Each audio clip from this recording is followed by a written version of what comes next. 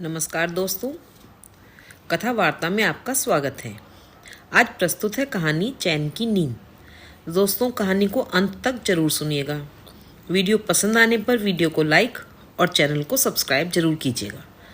तो चलिए शुरू करते हैं आज की कहानी चैन की नींद। हेलो मैम, मैं नंदना बोल रही हूँ। कैसी हैं आप? इतने दिनों बाद याद किया। लगता है मुझे भूल गई हो, कविता ने उलाहना दिया। क्या करें मैम, समय ही नहीं मिलता। कभी मिनी को कुछ पूछना होता है, कभी नीपा को अपनी बात बतानी होती है, तो कभी सारा को मेरे साथ खेलना होता है। नंदना के स्वर में शिकायत कम, खुशी ज्यादा झलक रही थी। तभी पीछे से आवाज आई, मम्मी मेरी बात सुनो। और नंदना ने कहा, मैम मैं बाद में बात करती हूँ, और कॉल काट दी। नंदना का प्रफुल्लित स्वर सुनकर ही कविता एक सुखद आश्वस्ति के साथ अतीत के पन्नों में उलझ गई। दूर क्षितिज में डूबते सूरज को देखते हुए बालकनी में चाय पीना कविता के दिन का सबसे सुखद व निजी क्षण होता था। उस समय वह अक्सर घर में अकेली होती थी। डूबता रवि अपने साथ कविता की पूरी थकान को भी डुबो देता था। चाय पीते पीते अचानक ही उसे एक दिन पहले डाक से आई पुस्तक की याद आ गई, और पुस्तक को देखने की उत्सुकता में उसने क्षितिज को निहारने का कार्यक्रम स्थगित कर दिया। पता नहीं किसने भेजी है, उसने तो मंगाई नहीं थी। सोचते हुए कविता ने पैकेट खोला तो एक उपन्यास था, जिसके आवरण पर घुटनों में सिर रखे लड़की का रेखा चित्र बना था। शीर्षक था किससे कहूँ। लेखिका का नाम था नंदना।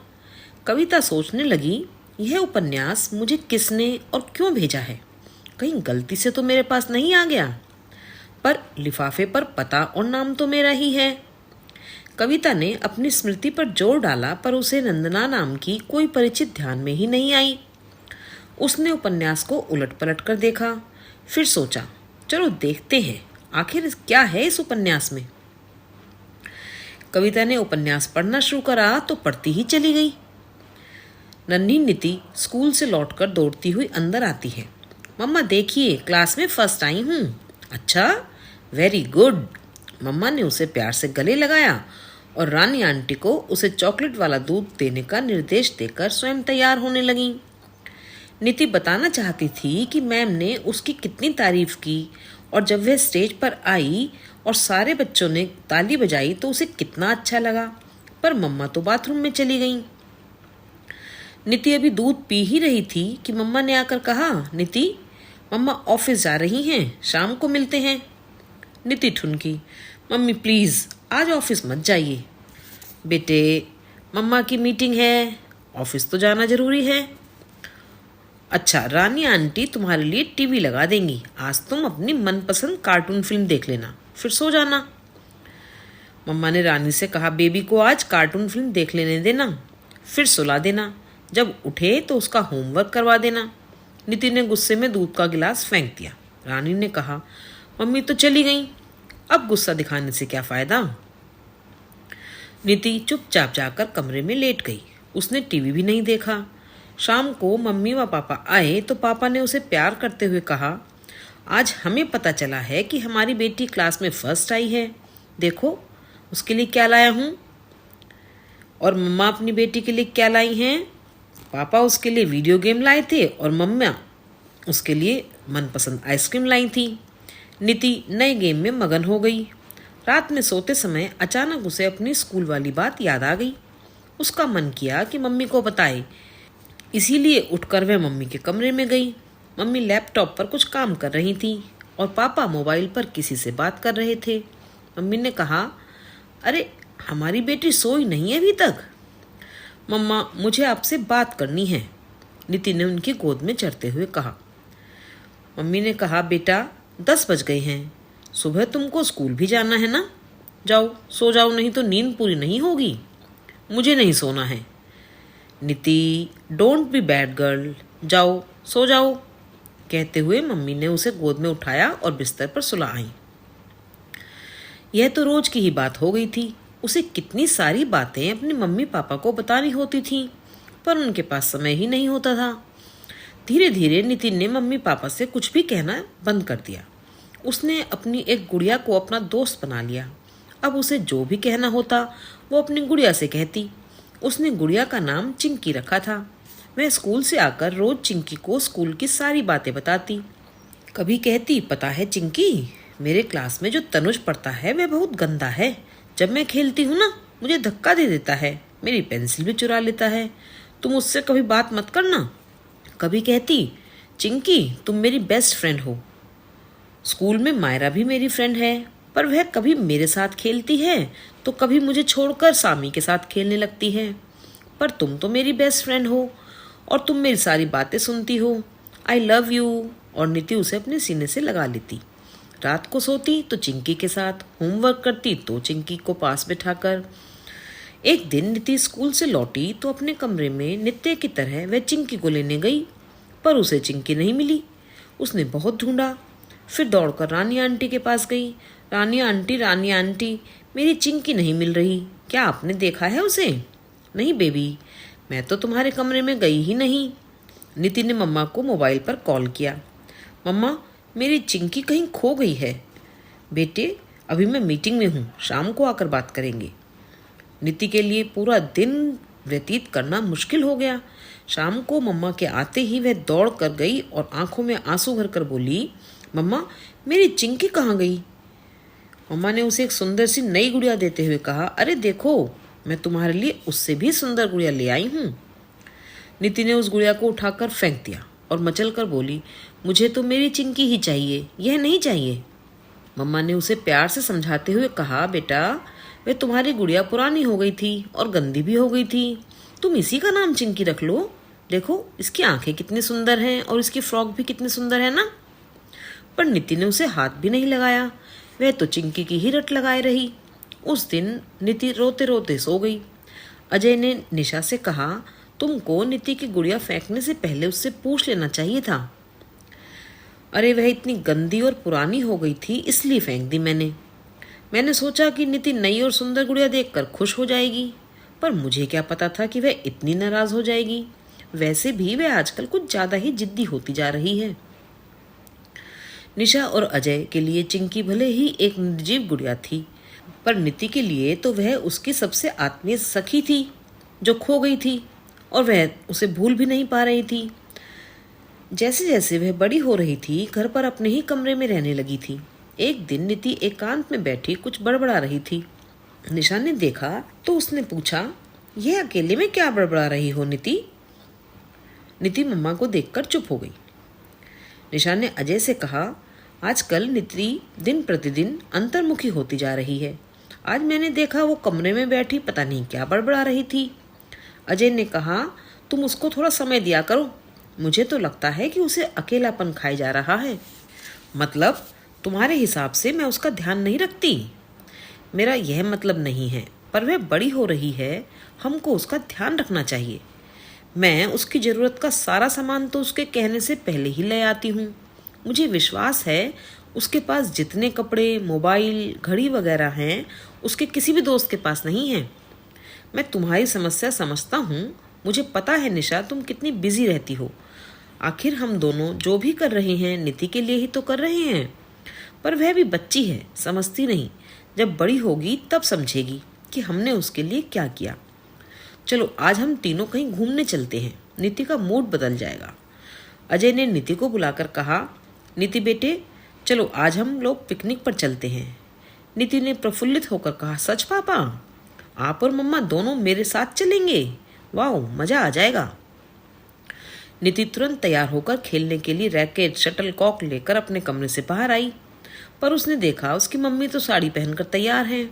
मम्मा, आप पिकनिक पर साड़ी पहनकर चलेंगी? फिर तो आप खेल चुके बैडमिंटन मेरे साथ। नो माय बेबी, मेरे ऑफिस से फ़ोन आ गया, मुझे अभी जाना होगा। हम लोग अगले संडे को चलेंगे। नीति के उत्साह का गुब्बारा तो फुस हो गया। उसने सोचा कि अब वह अगले संडे भी पिकनिक पर नहीं जाएगी, उसे नहीं जाना इन लोगों के साथ। एक दिन पापा ने पुकारा, नीति पापा, आपने मुझे बुलाया? तुमने बताया नहीं, तुम नेशनल बैडमिंटन टीम में खेलने के लिए चुनी गई हो। मैं भूल गई होंगी। तभी निशा भी आ गई। अजय ने कहा, देखो हमारी नीति नेशनल लेवल की टीम में चुनी गई है और पेपर में इसका नाम भी छपा है। अरे वाह, हमारी बेटी तो लाखों में एक है, चाहे पढ़ाई हो चाहे स्पोर्ट्स। आखिर बेटी किसकी है? बोलो, बेटी इसी बात पर क्या इनाम लोगी? तुम जो मांगोगी मिलेगा। बेटी, पापा बड़ी मुश्किल से देते हैं, मांग लो जो लेना हो तुमको। आपने पहले ही सब कुछ दे दिया है, और मैं क्या मांगूं? हमारी बेटी तो अभी से सन्यासिन बन गई है, ना तो इसे पहनने का शौक है ना सजने का। मैं इसके लिए कितनी ड्रेसेस लाती हूँ, सब अलमारी में वैसे ही पड़ी रहती हैं। नीति अपने कमरे में चली गई। वह मम्मी को बताना चाहती थी कि उसे ड्रेसेस नहीं चाहिए, उसे तो मम्मी से बात करने का मन होता है, पापा के साथ कहीं लॉन्ग ड्राइव पर जाने का मन होता है।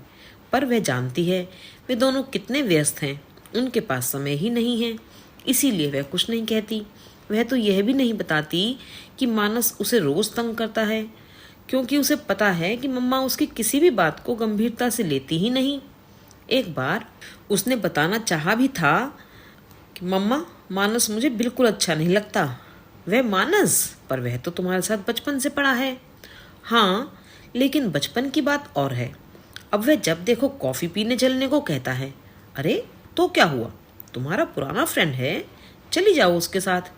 पर मेरा मन नहीं करता। इस बात पर इतनी परेशान क्यों हो, मना कर दो। वैसे मुझे लगता है कि तुम कुछ ज्यादा ही रिजर्व होती जा रही हो। अरे अपने दोस्तों से मिलो जुलो, घूमो फिरो। एक दिन स्कूल के बाद मानस ने उसे रोक कर कहा, आज तो तुमको मेरे साथ कॉफ़ी पीने चलना ही होगा। कोई ज़बरदस्ती है? मुझे तुम्हारे साथ कॉफ़ी पीने नहीं जाना है। तुम्हें चलना तो पड़ेगा। मेरे फ्रेंड्स ने मुझे चैलेंज किया है कि मैं तुम्हारे साथ कॉफ़ी पीने जाकर दिखाऊं। तो यह तुम्हारी प्रॉब्लम है ना, मैं क्यों जाऊं? अचानक मानस ने उसका हाथ पकड़ लिया। नीति को भी गुस्सा आ गया। उसने उसे एक झापड़ मार दिया। उस समय स्कूल के और भी छात्र छात्राएं थे। उनके सामने झापड़ खाकर मानस बौखला गया और उसे धमकी दे दी, तुमको छोड़ूंगा नहीं मैं। नीति चली गई। दूसरे दिन क्लास में जब संजय सर मैथ्स पढ़ाकर बाहर निकले तो क्लास के सारे ही छात्र छात्राएं झुंड बनाकर मोबाइल पर वीडियो देख रहे थे। नीति ने कहा, क्या देख रहे हो तुम लोग, हमें भी दिखाओ। इस पर कुछ छात्र तो मुंह दबाकर हंसने लगे और कुछ वहां से चले गए। नीति को कुछ समझ नहीं आया। उसने प्रिया के हाथ से मोबाइल लेकर देखा, पर मोबाइल पर जो उसने देखा उसे देखकर वह स्तब्ध रह गई। उसकी गंदी गंदी वीडियो थी। वह समझ गई कि यह मानस ने ही उसके झापड़ का बदला लेने के लिए उसका झूठा अश्लील वीडियो बनाकर वायरल किया है। पर वह तो वहां था ही नहीं, शायद आज स्कूल ही नहीं आया था। नीति के मस्तिष्क ने काम करना बंद कर दिया। वह किसी तरह घर आई तो बदहवास से अपने कमरे में गई। उसने आवेश में अपना बस्ता उठाकर फेंक दिया। उसकी दृष्टि के सामने अपना वह अश्लील वीडियो तैर रहा था। वह लज्जा से पानी पानी हुई जा रही थी। अब वह कैसे किसी से आंख मिलाएगी? सब उसके बारे में क्या सोचेंगे? उसके कहने से कोई मानेगा क्या कि वह वीडियो झूठा है? उसे समझ ही नहीं आ रहा था कि क्या करे। तभी उसकी नज़र चाकू पर पड़ी। उसने चाकू उठाया अपने हाथ की नस काटने के लिए। वह नहीं जी सकती इतना अपमान लेकर। पर इससे पहले कि वह अपनी नस काटती, पता नहीं कैसे मम्मी आ गई, उसकी मनोदशा से अनभिज्ञ, और कहने लगी, अरे यह कमरे का क्या हाल बना रखा है तुमने? इतनी बड़ी हो गई हो पर कभी सामान ठीक से नहीं रखती। सुनते ही नीति को पता नहीं क्या हुआ। उसने अपनी नस काटने के बजाय मम्मा पर उसी चाकू से लगातार वार पर वार कर दिए। निशा इस हमले के लिए तैयार नहीं थी, सो संभल भी न पाई और गिर पड़ी। और नीति पागलों की तरह मम्मी पर वार करती रही और चिल्लाती रही, सब तुम्हारी वजह से हुआ है, सब तुम्हारी वजह से हुआ। जब उसे होश आया तब तक उसकी मम्मा इस दुनिया को छोड़कर जा चुकी थी। अब उसे सुध आई कि उसने क्या कर डाला। नीति मम्मा से लिपट कर फूट फूट कर रो पड़ी। उपन्यास की अंतिम पंक्तियां पढ़ते पढ़ते कविता को अनायास ही अपनी वर्षों पुरानी छात्रा नितारा की याद आ गई। उसकी माँ की भी तो हत्या हुई थी। कुछ दबे शब्दों में यह अफवाह उड़ी थी कि नितारा ने ही अपनी मम्मी को मार दिया। पर इस पर भला कौन विश्वास करता? नितारा जैसी शांत लड़की ऐसा क्यों करती? हाँ, अपनी मम्मा की मौत के बाद नितारा ने वह स्कूल अवश्य छोड़ दिया था। ज्ञात हुआ था कि वह कहीं बाहर पढ़ने चली गई थी। कविता की प्रिय छात्रा थी नितारा, मेधावी पर हमेशा चुप रहने वाली, अपने में गुमसुम। नितारा के प्रति न जाने क्यों कविता को विशेष स्नेह था। उसे नितारा को देखकर सदा यह अनुभव होता था कि उसके अंदर बहुत कुछ है जो वह कहना चाहती है। इसीलिए वह उस पर विशेष स्नेह भी रखती थी और उससे स्कूल के बाद अक्सर ही बात कर लिया करती थी। पर समय की रेत में नितारा की स्मृति कहीं दब गई थी, जो आज फिर से उभर आई थी। इस उपन्यास की नायिका नीति की बहुत बातें नितारा की ही कहानी लग रही थी। क्या पता यह कहानी उसी की हो? नहीं, यह तो मात्र संयोग है। सोचकर कविता ने अपनी सोच को पिटारे में बंद कर दिया, पर उसकी सोच ढीठ बच्चे की तरह मना करने पर भी बार बार पिटारे से बाहर झांकने लगती। कविता चाहकर भी इस उपन्यास की नायिका नीति और नितारा के जीवन की समानता को मात्र संयोग मानकर हवा में उड़ा नहीं पा रही थी। इस उपन्यास ने कविता की नींद उड़ा दी। आखिरकार उसने निश्चय कर लिया कि नंदना से संपर्क करे। उसने पुस्तक उलट पुलट कर देखा तो उसे नंदना का मोबाइल नंबर मिल गया। उसने कॉल किया। उधर से आवाज आई, जी मैं नंदना बोल रही हूँ। तुम नितारा हो ना? आप कविता मैम है ना? मतलब तुम नितारा ही हो। उपन्यास तुम्हारी अपनी कहानी है ना? जी मैम। तो तुमने ही मुझे उपन्यास भेजा था? जी मैम। तो क्या तुमने ही मम्मी को? जी मैम। तो अब तुम कहाँ हो और मुझे यह उपन्यास क्यों भेजा? कुछ देर चुप रहकर नंदना बोली, मैम मैं अपने अतीत से पीछा नहीं छुड़ा पा रही हूँ। उस दिन मैंने न जाने किस जुनून में मम्मा पर वार कर दिया था। वह तो मम्मा के पीछे पीछे ही गाड़ी पार्क करके पापा भी आ गए। उन्होंने जब यह देखा तो उन्होंने मुझे संभाला और साक्ष्य मिटा दिए। कुछ पर्याप्त साक्ष्यों के अभाव, कुछ मेरी कम आयु और पापा के सक्षम वकीलों के कारण केस का निर्णय मेरे पक्ष में हुआ। मुझे संशय के आधार पर छोड़ दिया गया। मैम, पापा ने मुझे अमेरिका भेज दिया। अब मेरा नाम नंदना है और यहाँ कोई मेरा अतीत नहीं जानता। तो तुम उस अतीत को फिर से क्यों जीवित कर रही हो? मैम, मेरे मन में वह अतीत मरा ही कहाँ। मैं आज तक यह बोझ लेकर जी रही हूँ। मैं एक क्षण भी नहीं भूल पाती कि मैं अपराधिन हूँ। मैम, एक आप ही हैं जो मुझे समझती थी, पर अब तुम मुझसे क्या चाहती हो? मैं उस अतीत से छुटकारा चाहती हूँ, पश्चाताप करना चाहती हूँ। मैंने उपन्यास लिखकर अपना अपराध स्वीकारा कि शायद मुझे चैन मिले, पर फिर भी नहीं मिला। मुझे आज भी विश्वास है कि आप ही मुझे राह दिखा सकती हैं। कविता को नितारा पर दया आ गई। उसने कहा, दुनिया में बहुत सी नितारा हैं, उन्हें ढूंढो और जो तुमने नहीं पाया वह उनको दो। नितारा को तो जीते जी मरना पड़ा, पर अब किसी और नितारा को मरकर नंदना को जन्म ना लेना पड़े। पर आज नंदना की कॉल के बाद कविता को विश्वास हो गया कि अब नितारा चैन की नींद सोती है। तो अभी आप सुन रहे थे कहानी चैन की नींद।